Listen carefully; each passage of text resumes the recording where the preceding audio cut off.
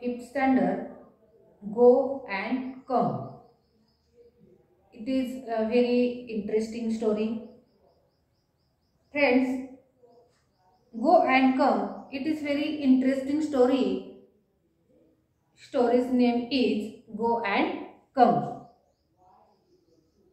This story tells us important hard work and discipline is very important thing in our world.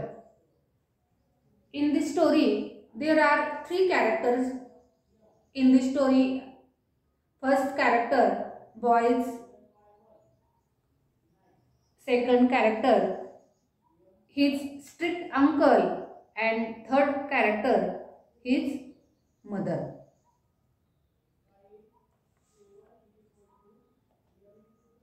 Go and come ही एक सुंदर अशी कथा आहे आणि या कथेमध्ये एकूण 3 पात्र आहेत.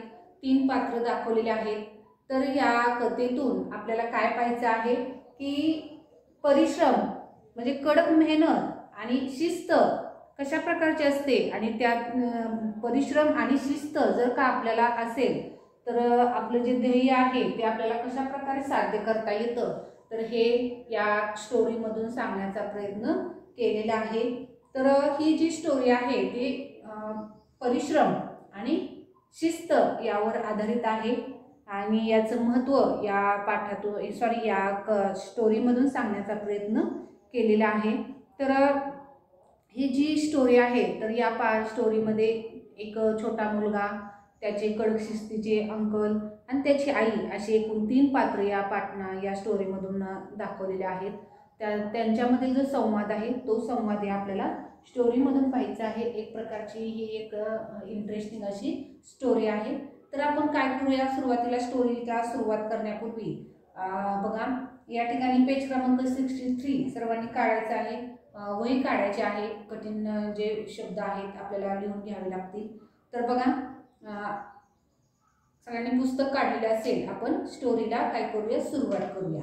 तर स्टोरीचं नाव आहे गो अँड कम म्हणजे जा आणि या. तर बघा listen carefully and read with me म्हणजे लक्ष देऊन ऐका आणि माझ्याबरोबर वाचा. म्हणजे काय करायचं आहे, स्टोरी पाहत असताना सर्वांनी ओळीवरती बोट ठेवायचा आहे आणि वाचण्याचा देखील प्रयत्न करायचा आहे. बघा once there was a little boy म्हणजे एकदा काय होतं, एक मुलगा राहत होता आणि तो कोठे राहत होता, ही lived in a pretty little cottage. तो एका सुंदर घरामध्ये राहत होता. कॉटेज म्हणजे काय, सुंदर घर. प्रिटी म्हणजे सुंदर. लिहून घ्यायचे पटपट. प्रिटी म्हणजे सुंदर किंवा देखणी. कॉटेज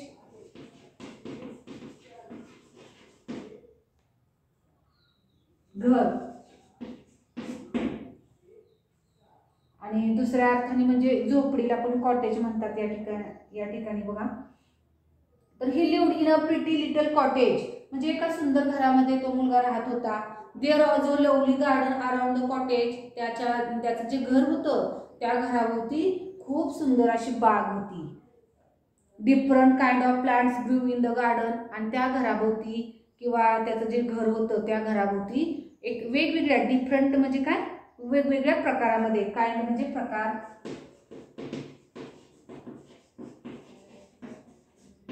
काइंड म्हणजे प्रकार, डिफरंट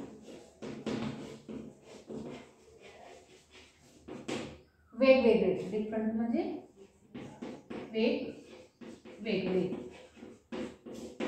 वेगवेगळे. चला पुढे पहा. Different kind of plants grew in the garden. So there was a lot of work to do there. Lot of म्हणजे पुष्कळ प्रमाणामध्ये. त्या बागेमध्ये खूप मोठ्या प्रमाणावर म्हणजे काम करण्यासारखं होतं. Water the plant every day. जे रोप आहेत त्यांना पाणी द्यायचं. Give manure from time to time. त्याच्यानंतर कट अँड प्युअर प्लांट्स त्यांची छाटणी करणं. At the right time. Weed the garden. Clean the garden. Everybody in the little boy's family help to take care of garden. आणि तो घरातील त्या त्या मुलाच्या घरातील सर्वजण काय करतात, त्या बागेमध्ये काम करत असतात. मग बाग आपल्याला माहिती आहे बागेमध्ये खूप कामं असतात की वेळच्या वेळी त्या झाडांना पाणी द्यायचं, त्याच्यानंतर बागेची स्वच्छता करणं, पालापाचोळा उचलणं, त्याच्यानंतर झाडांची छाटणी करणं, त्याच्यानंतर वाळलेला जो पाला आहे तो काढून टाकणं, त्याच्यानंतर झाडून घेणं, अशा प्रकारे विविध प्रकारची कामं हे बागेमध्ये असतात. आणि त्या मुलाच्या घरातील प्रत्येकजण काय करत असतो, त्या बागेमध्ये काही ना काही कामामध्ये गुंतलेला असतो. The boy had a very strict uncle. आणि त्या मुलाचे अंकल असतात ते खूप स्ट्रिक्ट असतात. ही believed in hard work and discipline. म्हणजे त्या अंकलचा कडक शिस्तीवर खूप विश्वास असतो. One day the boy was playing around in the house. आणि एक दिवशी तो मुलगा आहे त्या घराभोवती काय करत असतो, इकडून तिकडं पळत असतो, खेळत असतो. पुढे काय होतं, little boy said the uncle, your garden need weeding, don't play around, do some work, go and work, go now and weed the garden. एके दिवशी त्या लहान मुलाला त्याचे अंकल ओरडतात, युअर गार्डन नीड वीडिंग, म्हणजे तुझ्या बागेतील तण काढण्याची गरज आहे आणि तू कुशाल इकडे तिकडे खेळत आहे. डोंट प्ले अराउंड, अशा प्रकारे कुठं पण इकडे तिकडं पळू नको, खेळू नको. डू सम वर्क, काहीतरी काम कर. Go now and weed the garden, जा आणि आता बागेमध्ये काम कर. The little boy did not feel like weeding that day. आणि त्या मुलाला अशा प्रकारे घरातल्या अंकलने काम सांगितलेलं काही पटत नाही. आता तुम्ही सुद्धा तुमच्या घरातले लहान मोठी माणसं आहेत, तर ते मोठी माणसं काय करतात, तुम्हाला काम सांगतात, एक छोटं मोठं काम सांगतात, तर ते काम सांगितल्यानंतर तुम्हाला खूपच आळस येतो, म्हणजे काम करायलाच आवडत नाही आणि कुशाल त्या ठिकाणी तुम्ही नकार देता आणि पळून जाता. म्हणजे अशा प्रकारे तुमच्या एवढ्याच वयाचा हा मुलगा आहे आणि त्या मुलाने देखील तसंच केलेलं आहे. त्याला जेव्हा त्याच्या अंकलने ओरडतात, काम करण्यासाठी सांगतात, तेव्हा त्या मुलाला काही आवडलेलं नाही. परत तो मुलगा काय करतो, पुढे बघूया. The little boy did not feel like weeding that day, I can't do it he said.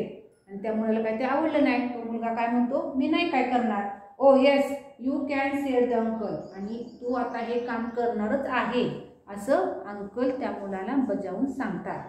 पुढे काय होतं बघा. या ठिकाणी आपल्याला शब्दार्थ लिहायचं राहिलं, डिसिप्लिन. लिहून घ्यायचं पटपट.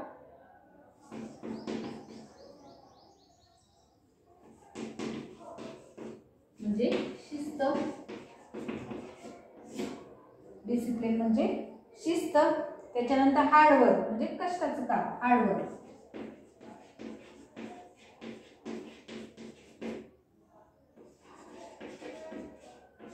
कष्ट किंवा मेहनत. हार्डवर्क म्हणजे कष्ट किंवा मेहनत लिहून घ्यायचं आहे.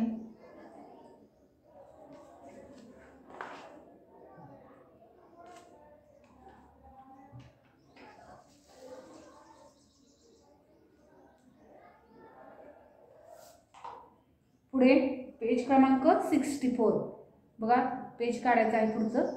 वेल, सगळ्यांनी पाहायचं आहे.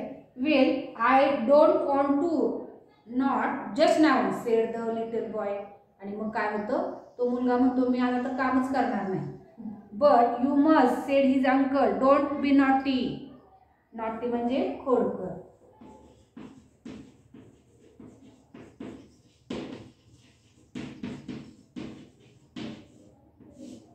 नॉटी म्हणजे खोडकर.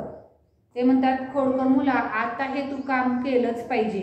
But go and at once do your work, this is an order, get up and go.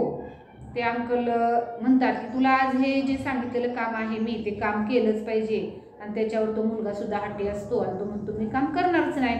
The little boy felt sad. आणि जेव्हा अंकल ओरडतात तेव्हा त्याला खूप सॅड वाटतं. Uncle is so unfair. Unfair म्हणजे अन्याय, माझ्यावर अन्याय करतात असं त्या मुलाला मनातनं वाटतं. He chin began to wobble, he had a lump in this throat, his eyes welled up. आणि त्या मुलाला खूप निराश होतो, मनातनं वाईट वाटतं की कसले अंकल आहेत, माझ्यावर अन्याय करतात, मी लहान आहे, मला खेळू देत नाही.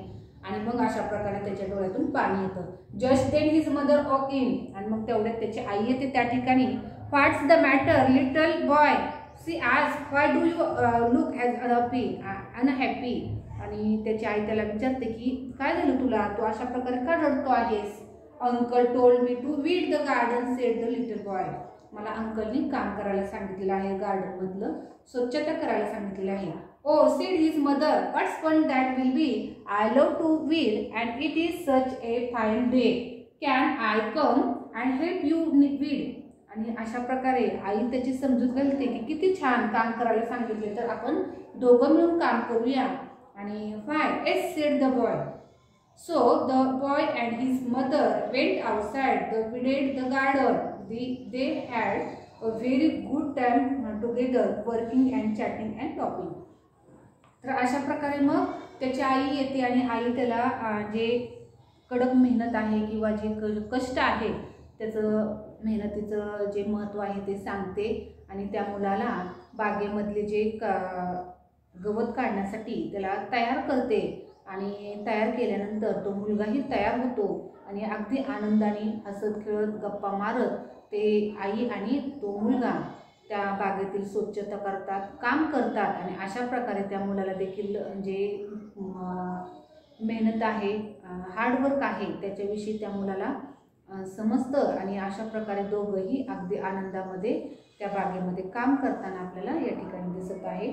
आणि अशा प्रकारे ते दोघं दिवसभरामध्ये आपला वेळ अगदी हसत खेळत आनंदात आणि कामामध्ये घालवतात. तर अशा प्रकारे ही कथा आहे. कथा या ठिकाणी संपलेली आहे.